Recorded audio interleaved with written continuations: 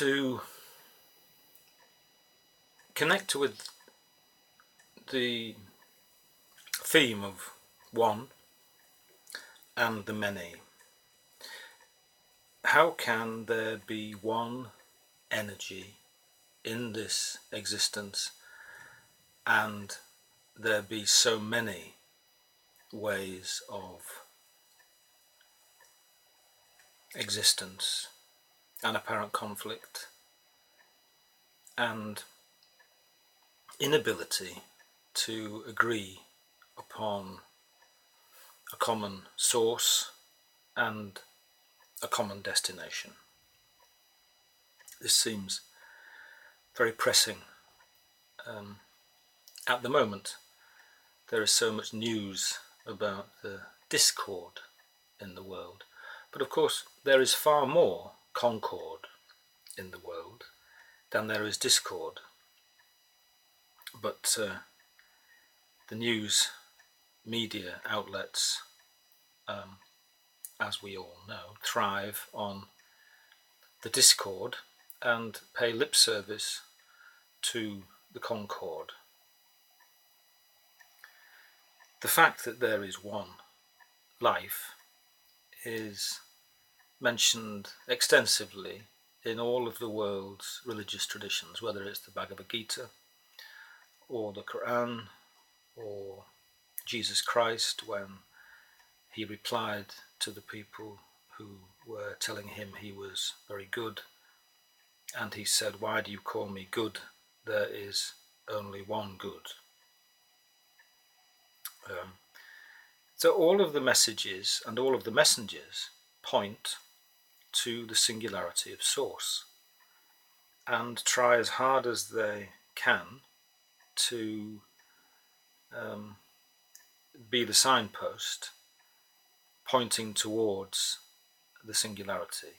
But this world is very sticky and the one is invisible, so people, quite understandably, cohere around the signpost because that appears to be visible, and that which is pointing, that which is being pointed at, or that people are being asked to move towards, is their own invisibility. So this is a difficult problem, and congestion arrives. Congestion of ideas, congestion of the flow of life. The teaching is about suggesting and inviting people to digest and to be careful about what is digested. And the prefix is suggest is S-U-B, which is contained underneath, or like submarine, suggest. And the teacher teaches in gestures and hints and tries to convey something which is very difficult to convey. And the congestion arrives when things start to get a bit blocked. The term human is an interesting term in English. It goes back to a previous talk where we looked at this little word who. If that little word is put on the front of man, then we have human. And the word human is an interesting word, and we take it for granted, and most people, if asked, are you a human being, depending upon their state of health, will reply affirmatively, and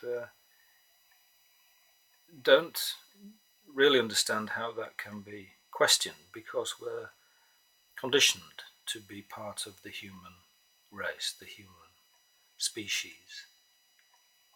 And yet there are different terms to describe us as a job lot.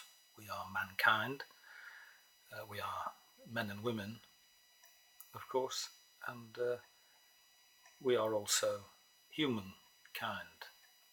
So let's take the word man and look at its plural. One man, many men. The A turns to E. So, of course, one woman, many women. One human, many, and the mind hesitates slightly and perhaps puts an S on, and we have humans. But the fact that the A doesn't turn to an E as human pluralizes is interesting, because the word pluralizes best in beings. So human beings is a description of a collective, and yet human remains in its singular form.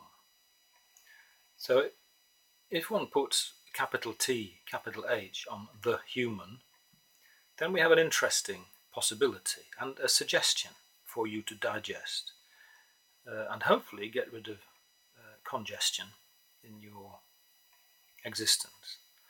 Because the human is a euphemism and can be placed as a source code and a destination, and it can stand in the same place as God if people are concerned that this word God as a singularity is a little too toxic for them. And then it is possible to look at the one and the many in a slightly different way, and the expression depends upon a pause in a flow of words. So if I was to say to you that the human, capital T, capital H, is this singularity and a source code and a destination, then it might go something like this. The human, pause, being me, meets the human, pause, being you, to obtain experience, expression, and development.